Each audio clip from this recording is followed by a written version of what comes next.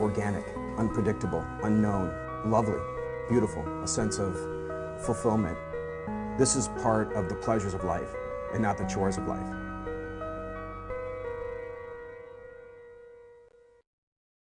Coming up on Daily Iowan TV, find out how the UI's many psychology majors plan to find employment in an overpopulated field. And it's a deja vu in the desert. The Hawks are headed back to the Insight Bowl. We'll have all you need to know coming up in sports. That's all coming your way next. Daily Iowan TV starts now.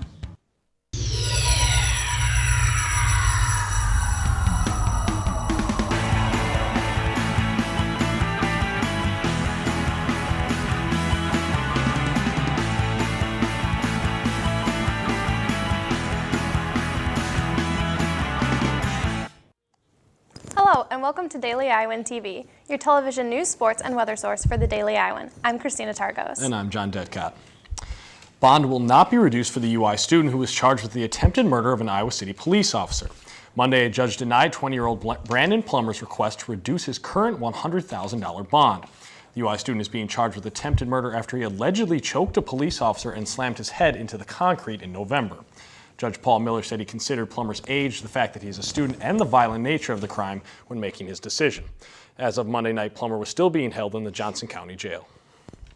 Despite statistics suggesting that psychology majors may struggle to find a job after graduation, the UI continues to excel in that department.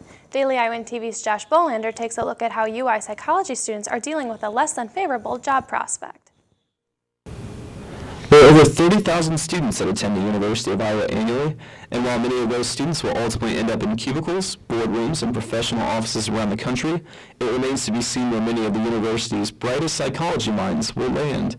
With recent census data obtained by the Wall Street Journal citing clinical psychology as the nation's most unemployable major with a 19.5% unemployment rate, and Georgetown University's Center on Education and the Workforce listing psychology as the country's 5th most popular major, the field has become extremely competitive. Luckily for students here at the UI, the country's 7th oldest psychology program recently received the first ever Psychology Department of the Year award from the American Psychological Association and has 4 faculty members on staff with the APA's prestigious Outstanding Contribution Awards in the field.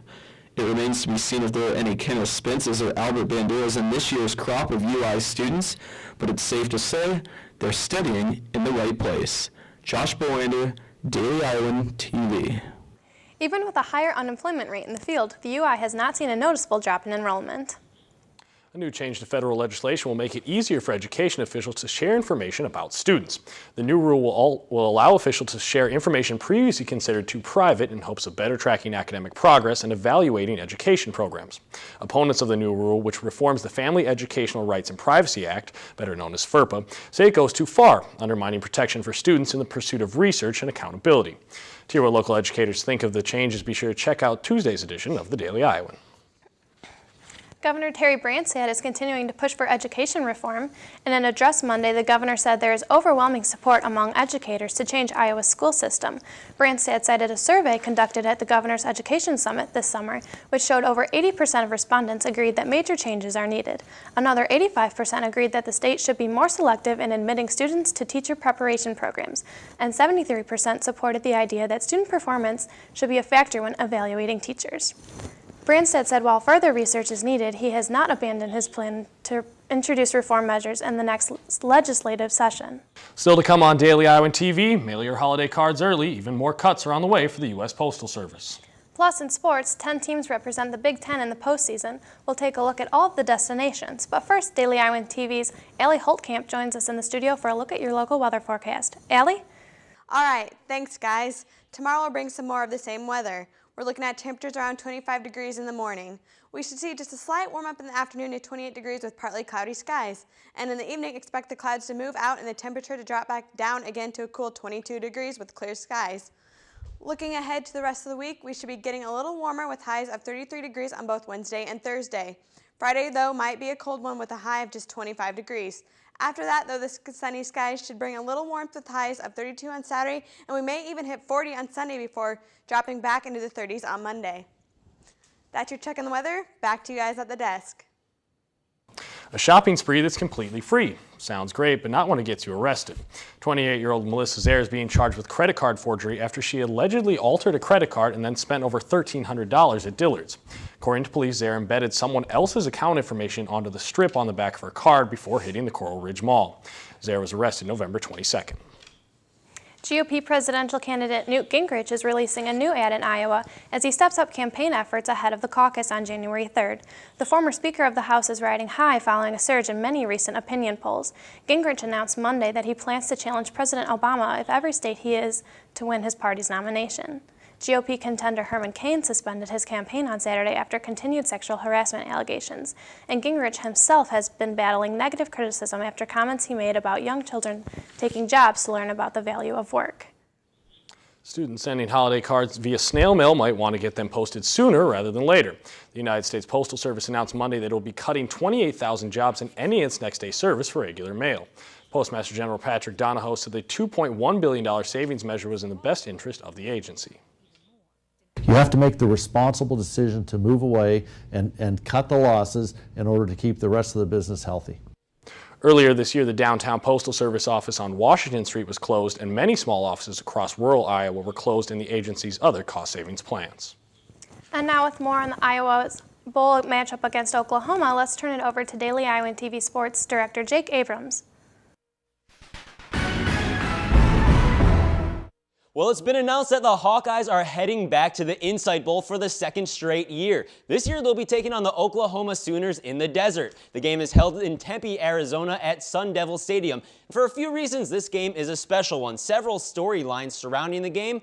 But first, let's hear from Athletics Director Gary Barta and the conversation he had with the Insight Group and how the selection process took place.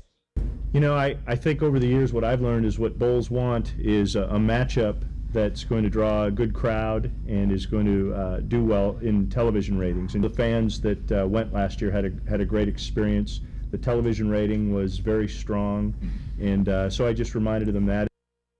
Now the Black and Gold are going to the same bowl in back-to-back seasons for the second time in school history. Back in 1986 and 1987, they repeated trips to the Holiday Bowl, winning both games. Now, in the past 25 previous bowl games, Iowa has posted a record of 14-10-1. But Iowa is actually one of 4 teams who have won 3 consecutive bowl games in a row. This means the seniors have the chance to leave the Iowa program undefeated in postseason play. You know, they've been part of 35 wins over the last 4 years, 3 bowl victories, and to get a 4th one's going to be quite a challenge. Seniors have had the opportunity to win 3 straight bowl games, and we talked about the fact that there's only four teams in the country that have been able to win 3 straight bowl games. Now, no Big Ten team has been in more bowl games than Iowa over the past 10 years. Iowa is on top of the Big Ten with 9 bowl appearances since 2001. They have a league-leading record of 6-3 over the past 10 seasons. And to say the Big Ten didn't receive attention this fall would be a pretty big understatement. Nebraska joined the conference. Penn State was amid one of the largest scandals of all time, and we witnessed a fine first Big Ten championship game. But now the season is over, and the lights only shine on one remaining game. Our Mike Howell breaks down the rest of the Big Ten bowl destinations. Starting with the granddaddy of them all, the Rose Bowl game will feature 2 teams who have just won their league's inaugural championship game. Wisconsin, Oregon, a matchup of top 10 teams and top 5 ranked offenses. This one should be a shootout, and Wisconsin running back Monte Ball only needs 2 scores to break the all-time total touchdown record of 39 held by Barry Sanders. And Michigan is back in a BCS bowl game for the first time in 4 years. Quarterback Denard Robinson and company will take on fellow at-large Virginia Tech in the All-State Sugar Bowl. And the bowls did not necessarily have to go by the final Big Ten standings, and this is where it becomes visible. Capital One Bowl chose next, and instead of taking Big Ten runner-up Michigan State, it took newly added Nebraska. And the Cornhuskers had 1 fewer win than the Spartans, but did beat them head-to-head in Lincoln.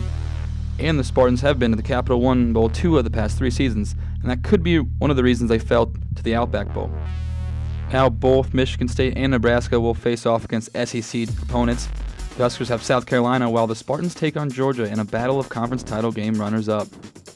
Ohio State and Northwestern both jumped Penn State for bowl games, despite the Nittany Lions boasting a 9-3 record to the Buckeyes and Wildcats' 6-6 records. The recent scandal at Penn State had bowl games shying away from the bad pub that accompanies them.